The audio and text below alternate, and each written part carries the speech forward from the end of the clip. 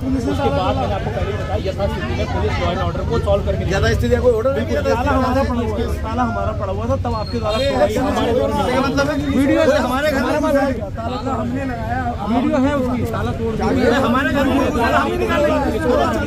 अगर वो हमारे घर से हम निकालेंगे, कौन निकालेगा? अपने हमें पता तो चले कौन है वो। हम कुछ कह थोड़ी, हम कह रहे पता तो चले कौन है। उनका मकसद क्या है? आपका क्या है काम? नहीं, अभी हमारा काम ये नहीं है ना, प्रशासन करेगा। हम लॉ एंड ऑर्डर, हम लॉ एंड ऑर्डर को सॉल्व करते हैं। कौन देखेगा? कब्जा लगाने के लिए है वो क्या है वो? कब्जा कौन लगाएगा सर? कब्जा नहीं चाहिए हमें, कब्जा नहीं चाहिए। कौन लोग हैं?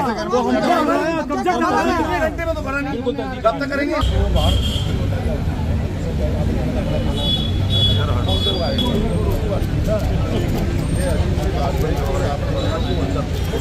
आपने गाली ताला नहीं बात करने दो यार, की बात करो। वहाँ ताला लगा होगा, ताला लगाने लगा देखा उन्होंने, ताला तोड़ दिया, वो अंदर चले गए। पुलिस का दिख रहा है कि कितना दम है, पुलिस का आदमी कितना डर रहा है, आप लोग कानून व्यवस्था कितनी स्थिति विवाद की है तो आप करिए ना उसको हल। कोई जाके सीधे नहीं, सीधे मुकदमे है नहीं है, मतलब आप एक चीज क्या पता क्या मकसद से आए वो? कान से बांधने की धमकी दी है हमने। एक बात बताओ, मुझे एक चीज बताओ, आप उनकी रक्षा में खड़े हो यहाँ या व्यवस्था के लिए खड़े हो? व्यवस्था के लिए। हमारा काम देखिए, इस पे पूरी तरीके से पुष्करधाम की सरकार और प्रशासन पुलिस मिली हुई है। ये दफ्तर कांग्रेस का दफ्तर है। अगर कोई विवाद है तो बातचीत होनी चाहिए थी, कोर्ट का मामला था, आपस में बातचीत की भी बात हो सकती थी। लेकिन जिस तरीके से कांग्रेस के दफ्तर में बाहर से असामाजिक तत्वों को लाकर पुलिस ने प्रवेश कराया है, हमारा ताला तोड़ा है और यहाँ हमारे कार्यकर्ताओं के संग अभद्रता की है, कुछ लोगों को थाने में बैठा रखा है सुबह से। और मैं ये भी जानना चाहता हूँ, पूरी कांग्रेस के लोग ये जानना चाहते हैं, जो अंदर लोग बैठे हैं, ये कौन है, कौन से प्रदेश के रहने वाले हैं, इनका कोई आपराधिक रिकॉर्ड तो नहीं है। ये बात प्रशासन को खुलकर बतानी पड़ेगी।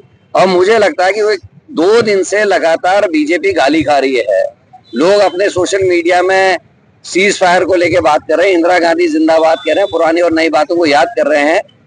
अमित शाह के पुराने वीडियोस जो हैं सदन के, उनको ला रहे हैं कि जब वो कह रहे हैं कि साहब अगर एक दिन बाद सीज फायर होता तो आज पीओके हमारा होता, अब वो उनके लिए बूमरैंग हो रहा है।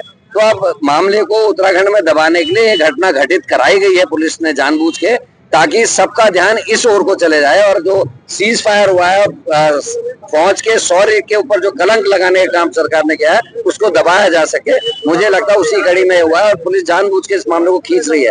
हम तब तक यहाँ से नहीं उठने वाले जब तक एक तो जो अंदर लोग हैं उनका रिकॉर्ड बताया जाए, कहाँ के रहने वाले हैं, किस प्रदेश से यहाँ आके उनको अंदर डाला गया है, और हमारा ताला, जो ताला कांग्रेस पार्टी का यहाँ लगा था, उसको तोड़ने का काम पुलिस ने कैसे किया, ये हमारी लड़ाई है और हम इसको छोड़ने वाले नहीं हैं।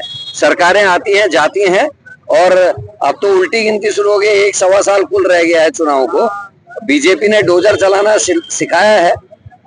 आने वाले समय में तैयार रहना चाहिए बीजेपी के कार्यकर्ताओं को और उनके गुंडों को। निश्चित ही पुलिस ने करा है। पुलिस का व्यवहार, यहाँ जो लोग विरोध कर रहे थे अंदर इनको डालने का, जो यहाँ अपराधी किस्म के लोग अंदर बैठाए हैं, पुलिस उन चारों को लेके गई है, थाने में बैठा रखा है और हम अपने दफ्तर के बाहर बैठे हैं। कोई भरोसा नहीं, हो सकता है कोई कातिल हो, क्रिमिनल हो, कोई अंदर कोई घटना घटित हो जाए, कौन इसके लिए जिम्मेदार होगा? है तो कांग्रेस का दफ्तर ना, अभी तो कांग्रेस का ताला है, कांग्रेस का सामग्री अंदर पड़ी हुई है, कोई चीज अंदर डाल दे, कोई घटना अंदर घट जाए, कौन जिम्मेदार होगा? इसके लिए पुलिस कप्तान जिम्मेदार होगा, यहाँ का थानाध्यक्ष जिम्मेदार होगा, धामी जी जिम्मेदार होगा, यहाँ डीएम और एसपी और यहाँ के एसडीएम इस चीज के लिए जिम्मेदार होंगे। दुस्साहस है, चोरी राजरी नहीं, डकैती है, खुलेआम डकैती, सरेआम बाजार में सुबह के 9 बजे कुछ अवांछनीय तत्व, असामाजिक तत्व कहेंगे उन्हें, वो आकर कांग्रेस दफ्तर का ताला तोड़ देते हैं, घुसपैठ कर लेते हैं। अभी भी अंदर मौजूद है, प्रशासन कोई कार्रवाई नहीं कर रहा है। आखिर हमारा स्पष्ट रूप से कहना है कि वो लोग कौन है, क्या उनका वेरिफिकेशन नहीं होना चाहिए, क्या उनकी जांच नहीं होनी चाहिए, क्या वो लोग कौन है इस बात का परीक्षण नहीं होना चाहिए? तो जाहिर होता है कि प्रशासन, सरकार की मिली भगत से यह कार्रवाई की गई है और जबरन हमारे कांग्रेस के दफ्तर पर कब्जा काबिज होना चाहते हैं।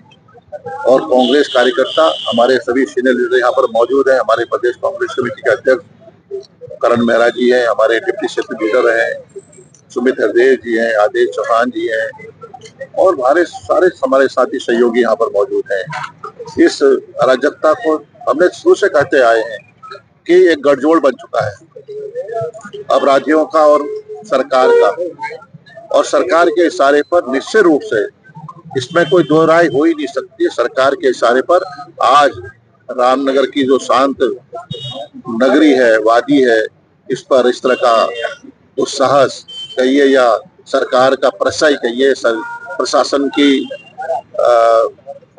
मिली भगत से यह कांग्रेस के कार्यकर्ता और कांग्रेस कार्यालय पर जो घुसपैठ की है उसको हम कांग्रेस कार्यकर्ता बर्दाश्त नहीं करेंगे।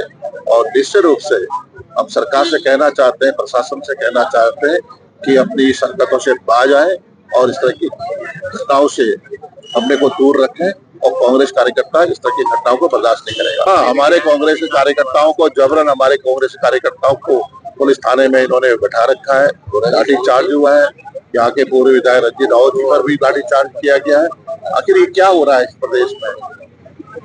डर का, भय का माहौल बनाना चाहते हैं, हमारी आवाज को दबाना चाहते हैं, हमारे हक को छीनना चाहते हैं, जनता के आवाज को दबाना चाहती है भारतीय जनता पार्टी की सरकार।